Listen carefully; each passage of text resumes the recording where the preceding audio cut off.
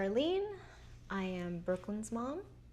And I'm Joanna. I am Devin's mom. And you are now listening to From Crayons to Chemo.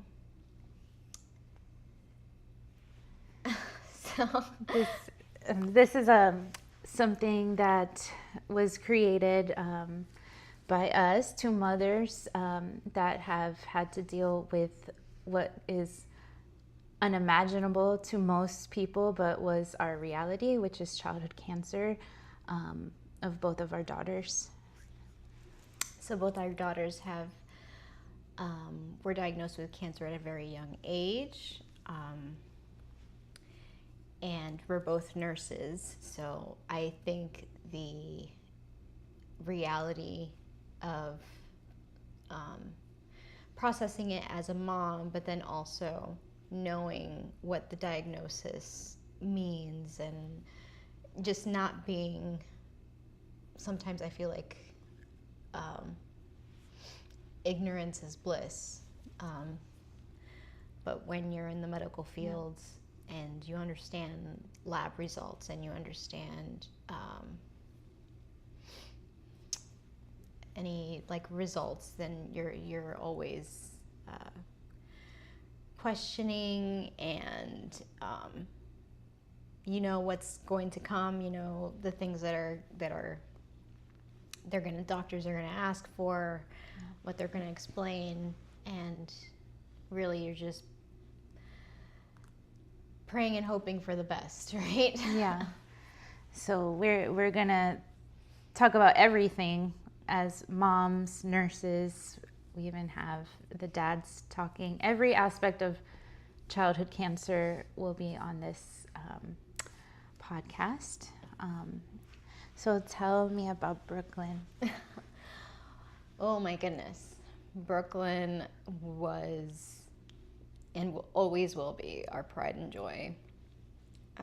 She was born August 26th in 2020, so COVID baby. She was born a month early. She didn't have to go into the NICU. She was actually a pretty heavy preemie, and she was able to breathe on her own. She was only in the hospital for about a week for jaundice, and we were good to go. Take her home, and we were happy and scared at the same time because COVID was very big at that time.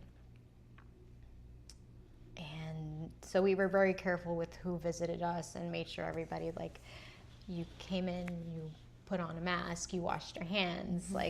So we've limited the amount of people that came to see her until I think the first year where everything was lifted, which actually COVID came back again. Mm-hmm. And we couldn't even celebrate her first birthday with the family. So it was just me and my husband and Brooklyn, because we were so scared about her getting sick. Yeah. But she talked so much. I feel like she babbled since the day she was born. She moaned. It's she talked to us. And when she started saying her first words, I felt like it was nonstop. You can get sentences, a conversation out of her. Mm-hmm. She was extremely smart. We always try to do a good routine with her, reading to her at night, at least 3 books. So I think that kind of helped too. Yeah. But she was extremely smart. She knew all her colors in English and in Spanish. She knew her numbers from 1 to 20 in English and in Spanish. Wow. And and she knew her animals. She loved animals. She used to say, "I'm going to be an animal doctor." Oh my gosh. And you can put on the Animal Planet all day, and she would sit there and watch the animals. So she was very curious, and she liked to joke around like her dad. She was so much like her dad. Her dad is a jokester, and she just they fed off each other. So I love that. Yeah. But at 2.5 years old, Brooklyn, we noticed her eye started to kind of veer towards her nose, and also like when she would try to like open a book and look at the pictures or anything, like she was putting her face closer to the book. I thought maybe it looked like a lazy eye in the beginning, and the thing is, this happened from one day to the next, so I was like, this isn't normal. I took her to the pediatrician. I remember it was like a Monday morning, and at that day, for some reason, everything looked good, and she just sent us for labs. I took her for labs the next day, and now she's starting to tilt her head a little more. And then that Wednesday, she was just tilting her head like all day. And I was like, no, I can't. I need to go, we need to go see an eye doctor. And I called every eye doctor, I feel like, in Central Florida. And we got an appointment the following day, early in the morning. And I was supposed to be at work, so I had to call work and let them know, like, hey, I really need to take her to this appointment. I'm going to be late. Just please. And they were like, don't worry. We have everything under control. And just please let us know when you're on your way back. I took her to the eye doctor, and she checked her eyes and was like, well, her vision is great. Like, she can see perfectly. But did you notice, like, she has drooping on her, I think it was, she had facial drooping on her left side. And I felt like the worst nurse in the world, because we do these, I'm a pediatric nurse, so we do these assessments all the time on our own patients. But then, like, when she said that, I was like, how did I not see that? How did I not notice that? Like, what was I thinking? She ended up bringing another doctor in to check her eyes, and the same. She was like, her eyes are great, but it shows, oh my goodness, a cranial nerve 6 palsy, which is what the first doctor had told us. And in my head, I was thinking, like, maybe she just needs glasses. Mm-hmm. And then that doctor brought in another doctor, and she agreed her eyesight is perfect, but cranial nerve 6 palsy. And she, and then the original physician came in and was like, can I have her walk towards me? And I felt like it was like day and night, because Brooklyn was literally walking 3 feet to the doctor, but she could not walk a straight line. So, of course, I'm worried. The doctor goes, I need you to get an MRI done. I'm going to send this prescription out, and they're going to call you within 24 hours. It seemed urgent, but then when she said they'll call you within 24 hours to set up an appointment, I was like, okay, this is, I wasn't as worried. Mm-hmm. So you're kind of like, okay, maybe I can breathe. So I left, went to drop her off at her grandparents', so I can go back to work. And the doctor, I think it was like 10 minutes after we left, I was almost at her grandparents' house.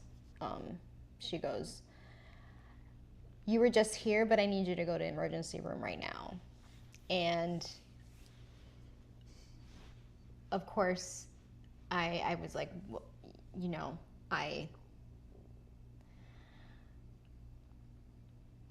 I can relive the moment that she said that,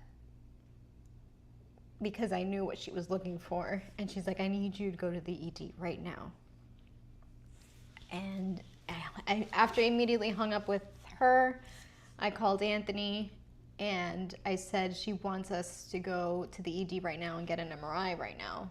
So I'm crying over the phone. He, of course, has to leave work immediately and meets me at the hospital. they were very confused because there was like no like order or anything for an MRI. I was just like, look, you can call her. She's upstairs. You can ask. Yeah. But she like asked me to bring her here right now to get an MRI, and these are the symptoms that she's been having. So as soon as we went into the ED, like the ED doctor was amazing. He evaluated her and then had neurology consulted. Of course, the neurology team, the whole team came in. And we were nervous. We knew what they were looking for, both me and Anthony. I think we were hoping that this was something that could be cured. Because we were just like, it's gonna be fine. This is something that we're gonna work through. She ended up having to be admitted because of the timing and anesthesiology not being there. So she was admitted overnight in the hospital and had her MRI early in the morning. An MRI that was supposed to be 30 minutes, 45 minutes, ended up being an hour and a half. And so we knew they found something.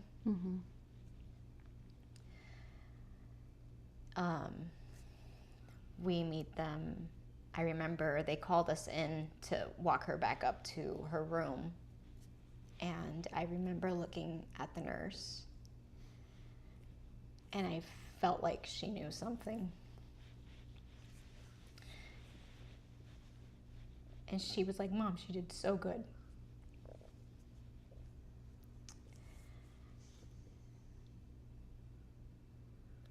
I was not expecting the news that they told us when we got up on the floor.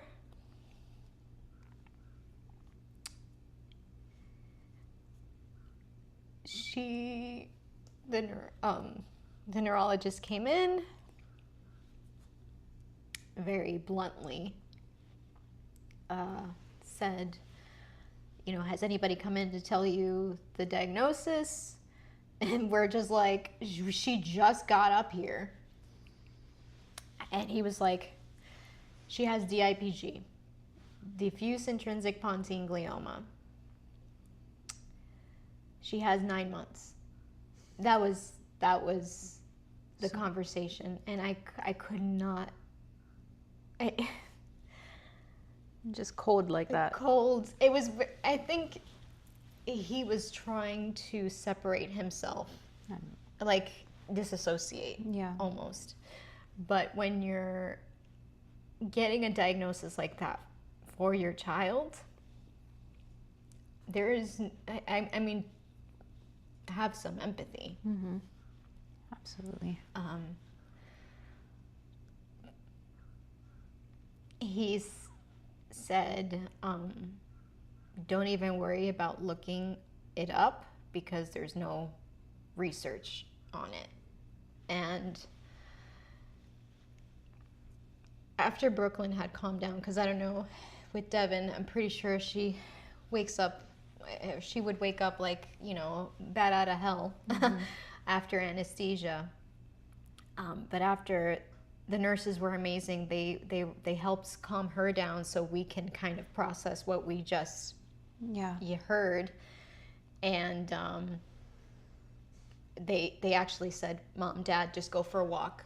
Just we have this, you guys. And we were able to make phone calls. I called my job and I said, I'm sorry, I'm not coming to work. I told my manager, and she's like, I told my manager the diagnosis, and she was like, Darlene, focus on your child, and just keep us updated.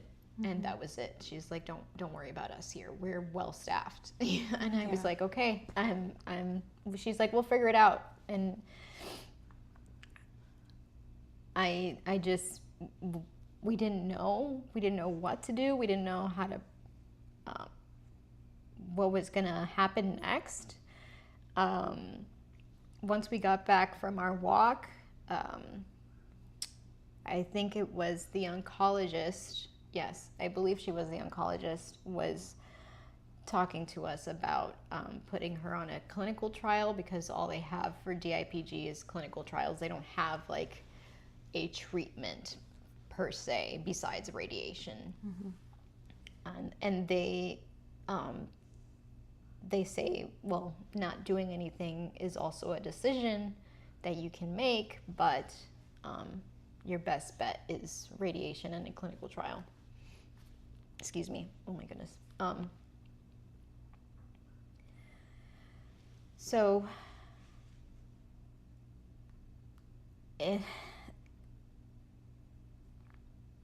I'm sorry, just thinking, reliving that time.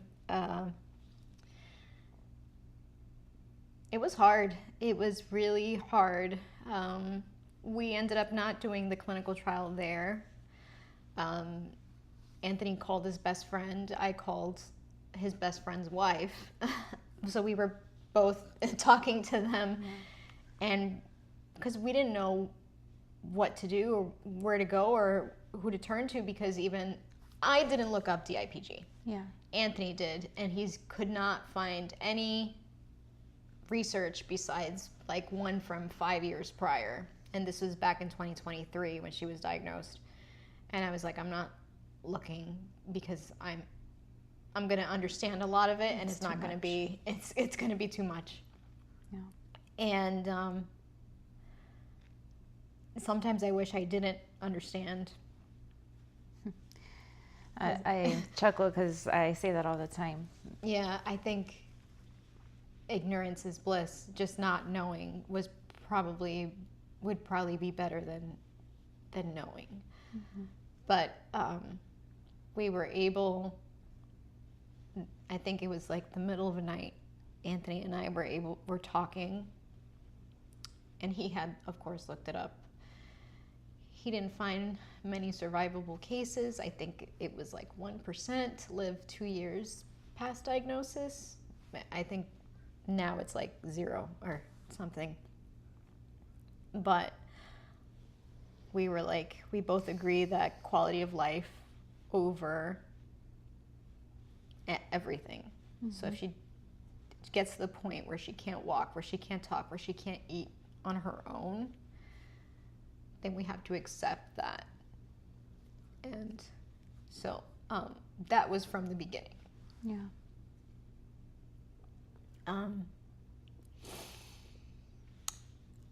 Anthony's best friend came the day she was discharged. I remember she was discharged on a Saturday.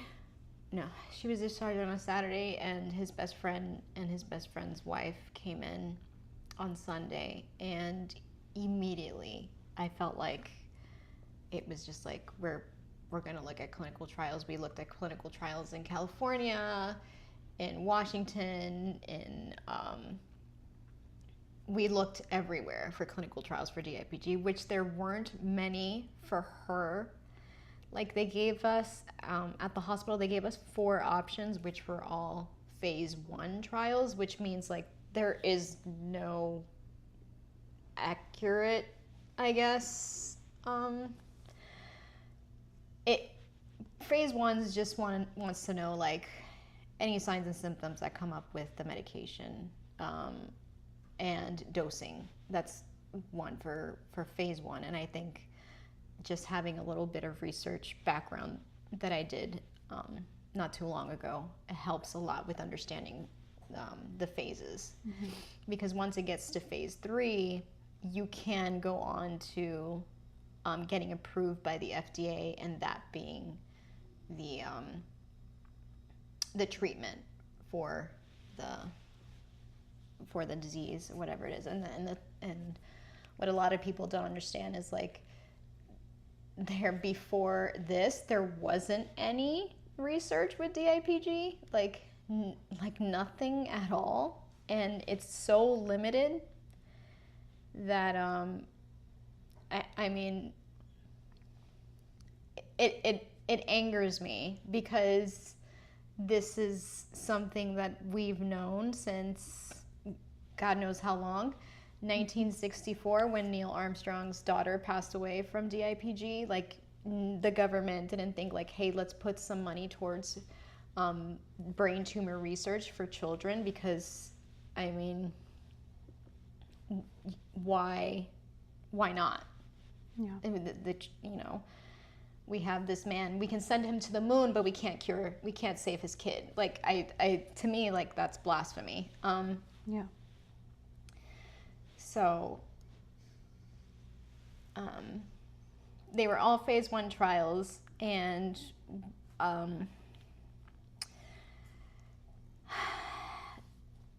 Jackie, Lorenzo's wife, filled out a form for St. Jude, and we got a call early in the morning the next day, Monday morning, and St. Jude was like, we got your application, we need you to send all of her records from the hospital, and we can get you ready to come. And we were just like, wait, what? Yeah. So from my understanding, they were going to take us if we sent them all the records, and we were having a really hard time with the medical records at the hospital. Like, they just wouldn't send it to St. Jude, and I was just like stressed out of my mind. Finally, the director of the brain tumor clinic, which I think he's I can't remember his name right now, but I think he was a neurosurgeon. And I had sent a few of the stuff from my chart, but I didn't have like the official, I guess, things that they needed. And he was technically on vacation, but I believe it was the navigator that was helping us, trying to get to St. Jude. She was like calling him, and she said, look, he said he will take her even without all the records. We can deal with that when you get here. Good. So we were set up with St. Jude. She said, we can get flights for you. Who's coming with? What do you need? And that was it. All within a week, we were at St. Jude. And I personally find it was also a blessing and a curse that we were at St. Jude. I love St. Jude, and for what they do. At the time, I felt like they were lacking on the brain tumor research, because it wasn't like a big, they do a lot of like leukemia and other tumors, but the brain is so hard to treat, and so I felt like they could have done better. And I also think it was really hard to get Brooklyn into a clinical trial. A lot of the clinical trials required you to be like 4 years and up, 5 years and up. Brooklyn was only 2.5. Yeah. So radiation and an oral chemo was pretty much what everybody had. But through it all, like, Brooklyn smiled all the time.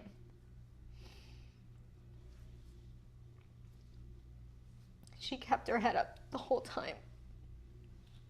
Yeah. So, and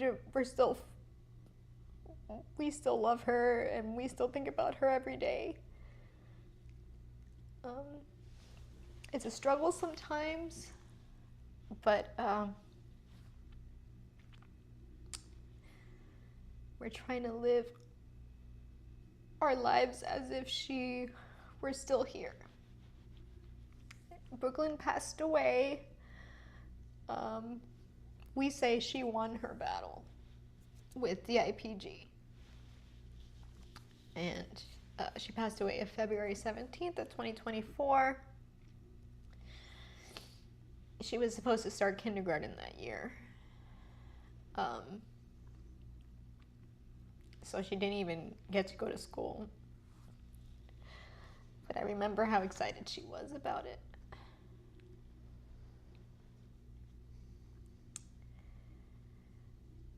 And that's all in a nutshell. That's my baby girl. I just want to say, I've heard Brooklyn's story numerous times since we became friends, and every time I get this rush of emotions, like it's the first time hearing it, because life is just so crazy how 1 minute you're just doing normal things, and then in the blink of an eye, like you said, within a week you were at a hospital fighting for your baby's life. Yeah. And I just want to say that after getting to know you, I never got to meet Brooklyn, but after getting to know you and Anthony, you've changed me and my husband's lives. She's changed our life, and we feel like we have met her. We do know her through you guys. So you guys are doing amazing. I feel like we get confused because me and Anthony talk like, didn't Joanna get to meet Brooklyn? I was like, no, Brooklyn had already passed when we met. Yeah. Because we kind of get confused. Like, that year seems almost like a blur when she passed. Because I was like, Anthony's like, I'm pretty sure they got to meet Brooklyn. Because didn't she play with Devin? I was like, no, she didn't get to play with Devin. But I wish she did, because she would have loved Devin. Yes. And Devin, because she hears us talking of her so much, she brings her up all the time. Oh my goodness, she knows her. You're Brooklyn's mommy. And so I just felt like I had to say that to you, because what you are doing, which we'll get into a lot more of it later, because there's so much that you are doing, is making a difference and is spreading her name and awareness of everything. Thank you so much. So I just want to let you know that. Thank you. Thank you. So tell me about Devin. Devin is my spunky little daughter. She is now 4 years old, and she is just a ball of energy, and she's funny and smart, and so caring for somebody her age, and she just remembers things that you wouldn't normally have somebody remember. And she was born in 2021, and I call her a COVID baby because it was right around the time where COVID kind of picked back up again. It picked back up. We weren't able to do her first birthday, so it was like, so.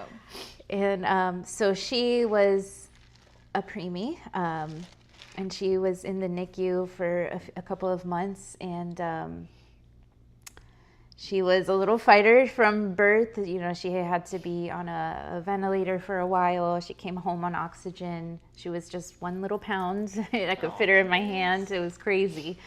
And so she got through that. The first year of life was something I never imagined as a mother I'd have to go through. Just, you know, you always hear about preemies in the NICU, but they never kind of, I never at least heard of the talk of like all the therapies you have to go through after, and it's like, you're still going through it.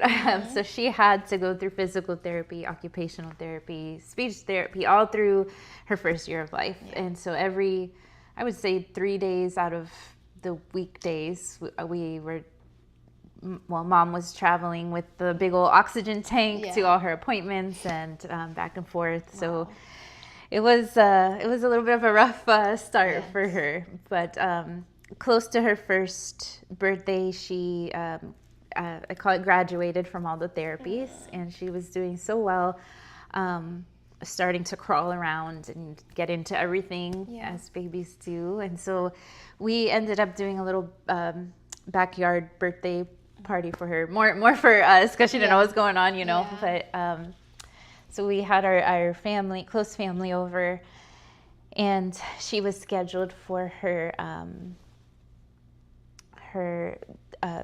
1 year doctor's appointment with her pediatrician. But 1 to 2 days before that, she woke up with what seemed like her eye was swollen. And she seemed to be otherwise normal, although I noticed she was kind of sweating at night. But we live in Florida, so it's hot. I didn't know if it was like, oh, I need to turn the AC down kind of thing. I honestly didn't think too much of it, but now looking back, I felt it when you said, as a nurse, you felt like the worst nurse ever, because I'm also a nurse, and I was like, looking back, I'm like, why didn't I catch these things? But I feel like being in mom mode and nurse mode is like... You separate it. You're either in mom mode or you're in nurse mode. And when you come home, you're in mom mode. Yeah. Like, unless it's something severe, like, I don't know, like a head injury or something, you're just like... Exactly. That's... I just have this guilt from that all the time, though. So I noticed that her eye was, to me, looked swollen. She had issues since she was in the NICU with her eye going outward, and it was her left eye going outward. And she also had something called torticollis, where her neck would kind of be, I guess it's the neck muscle. Yeah. So it was on the same side. So I'm thinking, okay, this is related to something going on there. Mm-hmm. So she was fine. The eye wasn't draining anything else. She was happy. And I was like, okay, well, we have our appointment the next day. We're going. I didn't notice any changes during that day. Her grandparents were watching her the day before. They had babysat. So I just called them and like, did she bump her eye? Did she get into something? Yeah. And they were like, no, what are you talking about? You know, and I hadn't noticed anything when we picked her up. So it was, like you said, one day to the next of something that just kind of popped up. So we went to the pediatrician, and the pediatrician is somebody I've known with my older daughter, who's now 13, so from birth. So it was a long time with her. So I know when like her face would change. I knew if she was trying to tell me something without telling me directly. So I told her the symptoms of what was going on. They tried to do an eye test, but at that time she was just 1 year old and she wriggled, you know, was not going to stay still for anything. So she came in and she said, you need to go see ophthalmology. And I was like, oh, well, we have an appointment. We had already been seeing them since the NICU, since she was born. So I was like, we have an appointment coming up. Again, I wasn't thinking it was urgent. Until she was like, no, I'm going to call him and you're going to go straight there. And I was like, okay. The sternness, the whole atmosphere just kind of shifted at the point where I was like, all right. So we go luckily he was in the next, like within a mile from there. And he did some tests and he's looking at her and he's looking at his computer. He's looking at her almost frantically. And I'm just like, all right. And he's like, asking me just kind of health questions, and you haven't noticed this before, and this is the only signs you've seen. And he starts talking to me about something called Horner syndrome, which is a triad of 3 symptoms, which is drooping eye and one-sided facial flushing and pupil dilation. Like mismatched, right? And so he's like, well, which they noticed when she. So he was like, you said it was. I said it was swollen because it looked like that to me, but he's like, it's actually drooping a little bit as well. And it was kind of playing like an optical illusion in a way. And the facial flushing, again, I felt like a crappy mom and a nurse at that moment, because that sweating she was having at night. Until that moment, I looked back and I was like, it was only on that one side that she was turning red. And I always attributed it to her sleeping on something. So I'm like, okay, well. So now I'm like, okay. So he said, I only see 2 of the 3 symptoms. I don't see the mismatched pupils. And I was like, okay. And he didn't tell me what the Horner syndrome meant. So he's like, let's just keep an eye on it. I'm gonna see her back in a couple of days. But if you notice any changes, call me and we'll send her in for an MRI. I was like, okay. So like you said, it didn't seem urgent. Okay, no big deal. We get home. She took the very next morning, the sun from our window next to her bed had kind of like, she was laying on top of me, facing me, just looking at me, and the sunlight from the window hit her eyes, and I could see her pupils perfectly. And the one on her left was like pinpoint, while the other one was normal. And I was like, oh no. And in the nursing world, we don't play with that. So I started thinking the worst. And I started freaking out. And I'm trying to call the doctor who was out of town. He ended up having to leave. I don't know if it was for an emergency or what. So nobody can get in touch with him. Yeah.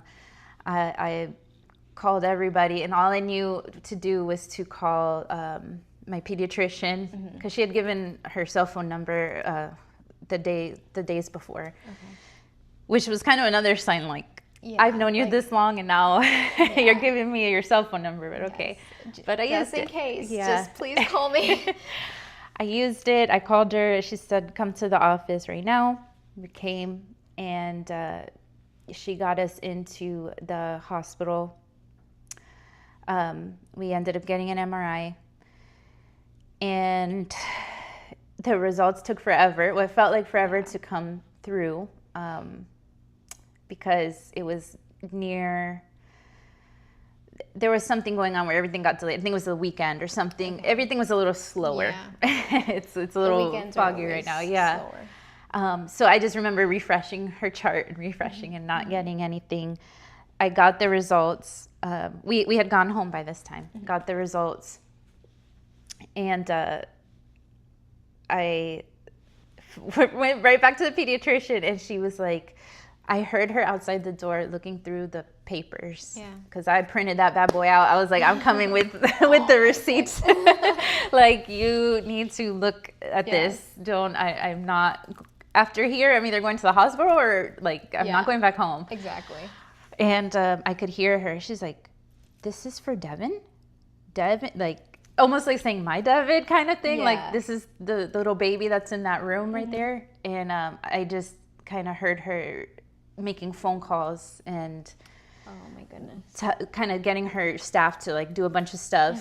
And so that's when my heart kind of sunk, because I was like, if she's freaking out, I need to freak out, right? So she comes in and she's like, because you can hear everything, and that's like the worst part. It's like, it's not even, the walls are so thin. And then she comes in and she's trying to like act normal, but I'm like, this ain't normal. So she's like, knowing my career and everything, she was just like, what this could mean. And I was like, yes. She's like, nothing's definite. Obviously, we have to do biopsies and things like that, but you need to take her to the hospital to get a workup from oncology. And I could see myself, like you said, in that moment. It's like a camera zooms out. You kind of like step away from yourself, and you're like, and I'm here holding her. And I think that day my husband was working. So I was just like, okay, where do I even begin? First of all, yes, I've worked with oncology patients in the adult world. It's different. It's so never had any interaction with pediatrics or oncology and pediatrics. I didn't even know where to begin. So I was like, I think she knew that. And thankfully her spouse was also a physician for oncology and adults, and he got us in touch with our now oncologist. And I call him my little angel. But he was able to get us in. We had to go through the ED, but he was able to get us in so that he can see us. Luckily, he was working that weekend and got us in, and we ended up staying a couple days. And next thing I know, she had to get lines put in. She had to get all additional testing, CT scans, all the big things. And within the week, the times are mashing up, but within the week, he said this looks like it could be neuroblastoma. So basically, long story, just wrap it up, she had a very large tumor, which they call a primary tumor, wrapped in the posterior of her chest, wrapped in her spinal nerves, which had spread or metastasized to her lymph nodes on her left side, which was causing pressure on her optic nerves. Oh my goodness. causing all these issues, which looking back now, I'm like, was that causing all the issues since she was born? Who knows? I don't know. Like, you don't know how long it's been, you know? Yeah, it just makes you think of everything. So because it had metastasized, they labeled her as stage 4 neuroblastoma. We got the biopsies done and everything, and the surgeon, talking about bedside manner, the surgeon came in and he's like, well, it looked sticky like a tumor. It looks cancerous, but let's just keep our fingers crossed, and walk us out. I'm so sorry. We were in a little waiting room, and I remember me and my husband just looking at each other, and we're like, did he really just say fingers crossed? And we're still waiting to hear that we can go back and see her. So we're like, what the heck? But thankfully, the oncologist came in right after, and he has a very soft demeanor, so he softened that blow a little bit.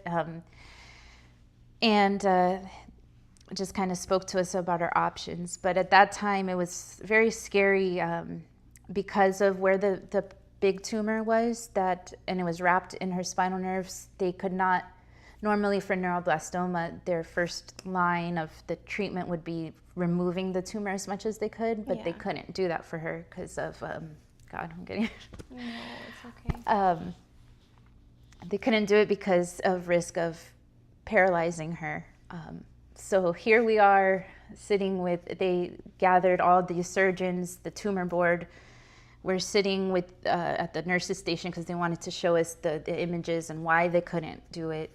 And they're basically telling us to prepare for the worst, because if they can't get to that tumor, like, and it's spreading in her body, you know, they're going to try their best to do the chemo. Hopefully the chemo works and stuff, but just to prepare for the worst type of thing. So hearing that, it's kind of like, what do you do? You know? What do you do? So we ended up trying the chemo first. So she went through 8 rounds of chemo. She had every 21 days she was around. We'd have to pick up our life and go into the hospital. And it was just horrible. We never knew how long a stay would actually be. Yeah. Usually the treatment was 3 to 4 days, but so many things happen. Yes, a lot of things happen in that. You never know if she ends up with a fever, and now you have to stay longer. So now you're staying longer overnight. Exactly. And so we had to kind of shift our life around for that. There were some medications she did better with than others. They were just so strong for her little tiny body. And then we did 6 months of maintenance chemo, which was a pill, which I'll get into at some point about, I hated giving my daughter that medication because it's wrapped in like toxic. Oh my goodness. A little pill I had to mash up and feed to my child. I felt like I was, killing her. Believe me, we went through the same thing. We're just like, it's toxic. Yeah. And I'm just like, why am I giving this to my child? It was horrible. And then the reactions they would get. So she went through a couple of reactions. She had to get numerous blood transfusions. We think we stayed the longest, stay at one time was over a month in the hospital, and she had a central line infection, and we weren't allowed outside. We weren't allowed out anywhere. So we were trapped in that room, and it was Easter time. So it was just horrible. But anyways, long story short, now she battled neuroblastoma from ages 1 to 3, and by the time we were done with everything, and now she's in remission, thankfully. And now we're just, trying to live as normal as we can. We're kind of dealing with side effects and stuff now of the treatment, because her body was so little then. But she's doing good, but she still remembers. Yes. Which is crazy to me. even when we were in treatment, we'd like pull into the parking lot and she would know. And she was tiny, goodness. you know, or she'd start crying because she knew that meant pokes. Yeah. Now, fast forward to she's older and understands more. She knows when we pull into the parking lot, she's like, I'm going to get a big poke. Okay. I mean, it's normal to her, which it breaks my heart. She doesn't know any different. Like, she's like, this is my life. Yeah. She's like, we're making sure I'm still healthy. We're making sure I'm okay. Yeah. Okay. And then she's like, I'm going to cry though. And I'm like, ugh. It just breaks my heart because a kid shouldn't be used to that. Exactly. So that's Devin. That's Devin's story. Devin. And she's so beautiful and so spunky. Thank you. I love her. I love her. I love her spunkiness. Thank you. And her non-talk. Like, she tells me things and I'm like, I don't think your mommy wants me to know this. But that's okay. She just, she started pre-K yesterday and I can't imagine the things she's going to tell him. She has stories for days. And things, so, yeah, I mean, we have been out of the fight, I guess you could say, for a couple of years, for about a year. Mm-hmm. Even though we still go to appointments and checkups and things like that. But when something like that happens, it changes a person. Like, there's no going back. And I think... there is a before diagnosis and there's a you after diagnosis. Yeah. And it's never going to change. Yeah. And you're still in the fight, technically. I mean, but she's in remission, but now you're just like, almost like on a defense. You know, like, that's the best way to put it. Yeah, that's so true. It's every time now, it's like a little bit of PTSD. For example, she'll say, my belly's hurting. Normally a parent will be like, oh, you might need to just go drink some water, or, you know, maybe you ate too much. And no, I'm like, oh no, is there a tumor growing in your stomach? Same thing, she had a headache the other day and I was like, oh, we need to go call the oncologist. And bless his heart, because every time I go in there, I'm like, well, she said this. Do you think it's a problem? Yeah. And you know, because I confide in you too. Mm-hmm. So it never goes away. And it's something you will never understand unless you go through it. Exactly. And that's part of the reason I feel like this was so important to do this podcast, because we have loved ones, friends, the outside world that doesn't truly get it. And sometimes we can't have these conversations with them face to face for them to try and comprehend. Yeah. So maybe hearing it and hearing different sides, because I'm sure we'll have other people that would want to join in and talk about it too. Exactly. I feel like, you know, you do have a community, we do have like family and support, but they haven't gone through it, and they're blessed, you know, not to have... You know, they're always like, oh, if you need anything, let me know. Well, I don't know what I need. Yeah. I know right now I need my kid. Yeah. But other than that, like, I don't know what I need. I can't talk to you about her because you wouldn't understand. I mean, although I love talking about Brooklyn, like, when everybody asks me, like, it was so strange because after... Brooklyn had lost her sides, like the hair on her sides, and she only had like the top of her hair, so she always wanted her hair down to cover it. She had a few, she had like the biopsy, and then she had a shunt placed later on. But I felt so bad because she would sweat, and I always wanted to put her hair up. And she was like, no, mommy, leave my, like, she didn't want anybody to see, which is strange for me, for a 2-year-old at the time, to like be so self-conscious about herself. Yeah. So of course I went and shaved my head partially. I shaved, and she was elated and was like, Mommy, you look so beautiful. And it's like, just like you, Brooklyn, you look beautiful with your hair down. Darlene, I never knew that story. I didn't know that's why your hair was short when I met you. Yeah, okay. I cut my hair to make her, I didn't want her to feel like, you know, she needed long hair to feel beautiful, or because we loved her. How, you know, of course we're gonna love her no matter what. Of course. But I didn't want her to feel alone. Yeah.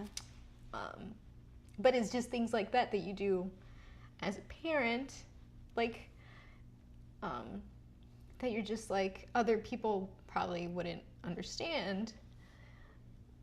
Not that I want them to understand, because I don't wish this on anyone. Yeah.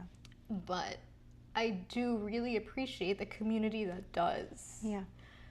Because they also, went through similar situations, or they understand the anticipatory grief and the grief after, or the pokes and the PTSD and the life you had before diagnosis. I can't even remember what it was like. Yeah.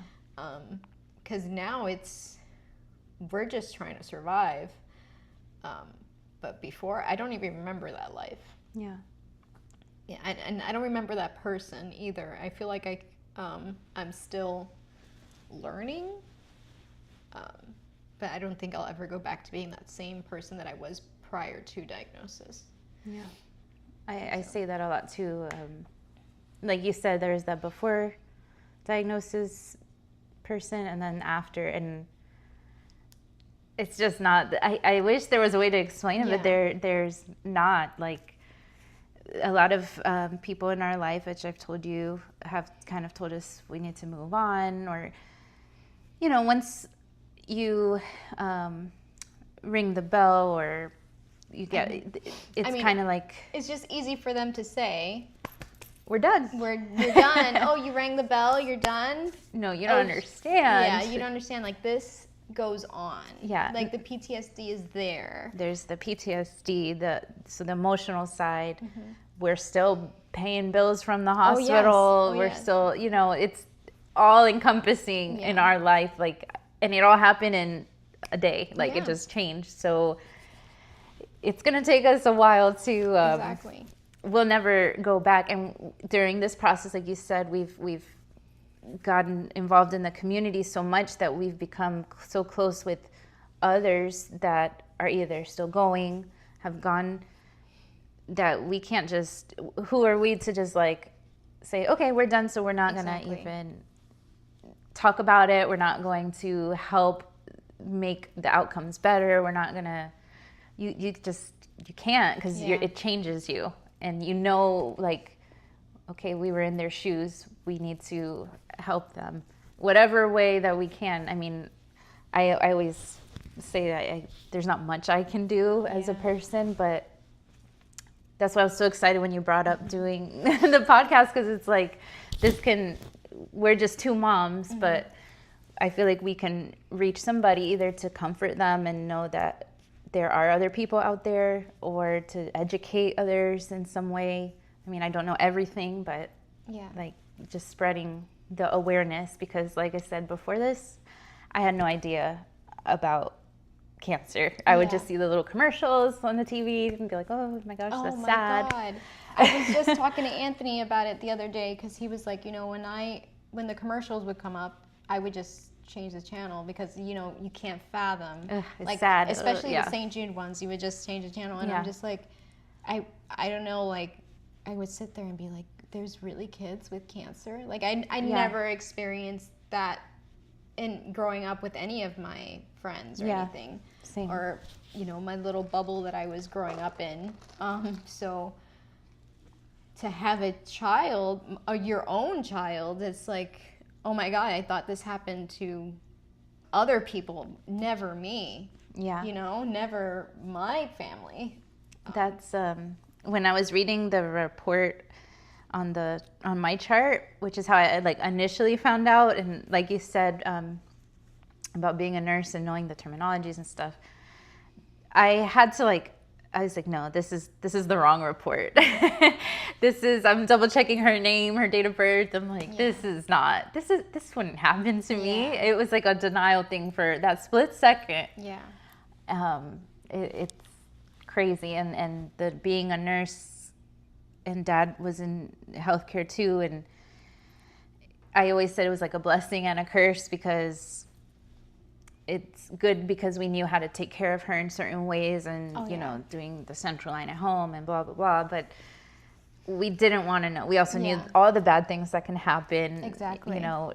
when she was, there was a point where she had a really bad reaction in the hospital, and I saw her vitals and everything drop. It was just... Yeah, you were thinking the worst. Yeah. You were thinking like, okay, my child's going septic right now. Yeah. Somebody do something.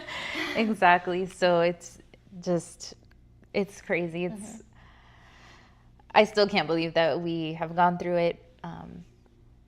But the good thing that came out of it is our friendship. Oh, yeah. I always say Brooklyn brought us together. Yes. Brooklyn. She did. I believe that too. Just to tell them how we met. It's my favorite story. So when you get news like that as a mom, at least as a mom, and I know Dad felt similar, it's very isolating in so many ways. Your mind is rushing with a million questions. I was completely lost. Like, I have no idea where to even begin. I felt like I had to just like stare at a wall and just, I couldn't like focus on anything, you know? So one thing was that I was searching for somebody that had gone through something similar, if not exactly the same, like anything, just to tell me how this goes or tell me something. And so, you know, I found the online community, and that's when I realized this isn't rare. This isn't like just something that happens once in a blue moon. This is happening to a lot of people all over the country, from here in Florida to over in California. I met so many people, which is totally unlike me because I'm an introvert and I do not like dealing. I'm the same. I'm the same. Yeah. If I deal with something, I'm dealing with it alone. Internally, I'm dealing it in my own mind. Yes. And I'm solving my own problems. Exactly. So here I am, and I came across like Instagrams of people documenting their child's fight, and it kind of made me want to do that too. But everybody I had met was not really in this area, so it was always far away. And so a little bit down the line, you had your daughter's Instagram handle on your car with a ribbon on your car, and we live in a small town, and we came across your car, and I messaged you online, which is, again, before cancer, I would have never done something like this in a million years. Believe me, I would have never done it either. I'm not that type to just like message people out of like the blue. Hey. I know. No. I was, after I hit send, I was like, oh, she's gonna think I'm a creep. But it blossomed into a friendship. Yes. We ended up meeting and sharing each other's stories, and I just couldn't believe how close in age our daughters were, and my mom heart just, I don't know, felt so connected to you. So I'm glad we're doing this together. Yes, I am so glad we're doing this together. Like, I remember it just being like within a few days, like after you messaged me, like, hey, let's meet up and let's have breakfast. I'm so happy because, and I think I told you this, in the beginning, it was hard for me to feel like Brooklyn was sending me signs that she was with me, and I always asked her, just please send me a sign. And after I left our date, our breakfast date, I remember walking towards the car and a butterfly flying directly into my face, and it was almost like, Mom, like. Like, don't. Like, don't. And I was like, oh my God. And the butterfly just hits me in the face and then just, flies. And I'm just like, okay, this is good. Did you take a took a picture of the I think butterfly? I took a picture and I sent it to you, yes, because it landed like on the wall. Because as soon as I turned the corner, the butterfly flew into my face and was just like flying around and then landed on the wall. And I was like, look, she's sending me signs. That's so beautiful. So she sends me butterfly signs. Sometimes I'm like, send me like a giraffe. Send me like a crazy looking, weird looking giraffe or something. Or there was one time where I I told her to send me an axolotl with a Mexican hat. And for some reason, me and Anthony were at the park. I'm one of the parks, I can't remember. And I see a kid walking around with an axolotl and a Mexican hat. And I was just like, okay. Oh, I was my just like, goodness. I didn't even know they sold these at Disney, but it was just one of those things that came off on top of my head. I was just like, I want an axolotl with a Mexican hat, Brooklyn. Can you just send it to me? And I know you're hearing me. Like, I know you hear me. Yeah. And we go to the park. I'm like, Anthony, it's Oh an my axolotl gosh. with a Mexican hat, and it's on the axolotl. The kid's carrying it. And he's like, what? And I was like, I asked Brooklyn for an axolotl with a Mexican hat. That is so crazy. Because she loved axolotls. And That is definitely a sign, because you would never see that No. anywhere. I didn't even know they sold it. Like, I was looking, I was like, I wonder where he got it from, because I'm over here looking all over the park, like trying to find where they sold that. Yeah. I haven't seen it, but I'm pretty sure it's in the Mexican Pavilion at Epcot, and I just You gotta find it. yeah, now I have to find it. I love that. I'm just very grateful that she brought us together. I'm grateful that I'm also grateful that Devin says her name a lot. I love that she says her name. I am so grateful for that. And I thank you, because I know it's hard. It can be hard sometimes, but you still love my daughter and are always cheering her on. And I'm just really grateful for that. And yeah, that's what I got. Devin's a warrior. We gotta push her. We gotta push her because she has sass. Yeah. And She's gonna put her foot down at Senate one day and get these laws passed for her. Yes. At least I hope, It's like, this is what's gonna happen, and it's gonna be, Devin, and it's gonna be my law. People, they question, like, and sometimes I question myself too, if I should be talking about it so much in front of her. Now that she's older, and it hits me, because when she says it like kind of hits a little harder. Oh, yeah. And for example, those doctor's appointments, but sometimes we're home and I'll be talking to somebody else, and she intrudes, and she'll say, when I was little, I had cancer and I was very sick, but now I'm better. Oh, and I feel terrible. my mommy heart. Because I'm like, am I talking about it too much? Because a normal 4-year-old probably wouldn't have this conversation. Yeah, but she knows so much. This is her whole life. That's her. Yeah. So I'm like, this was a big part of the beginning of her life. And like I said, I've made mom friends and parent friends in the cancer community, but she also has her friends. Yeah. And I'm like, you know what? No, it's okay. Like, something tells me it's okay. It's okay that she understands, because we did the same thing. We didn't tell Brooklyn that she had a tumor. We told her that she had something in her head that was growing, and that she needed to take medicine to make it better. Yeah. And that is basically the extent. I think it was the most that we said. I can't remember, but Brooklyn understood. Yeah. Because she would be like, okay, we're going to, whenever she had a headache, I knew we had to rush to the hospital, because that meant that it was growing. She's going to start throwing up.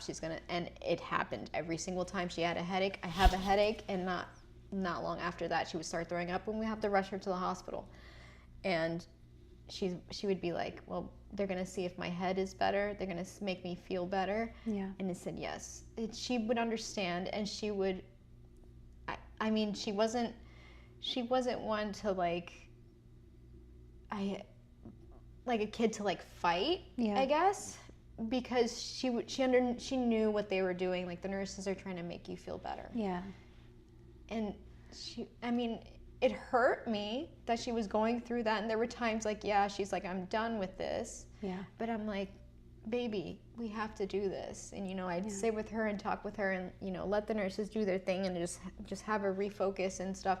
But I think for us, it helped that she understood somewhat what was going on.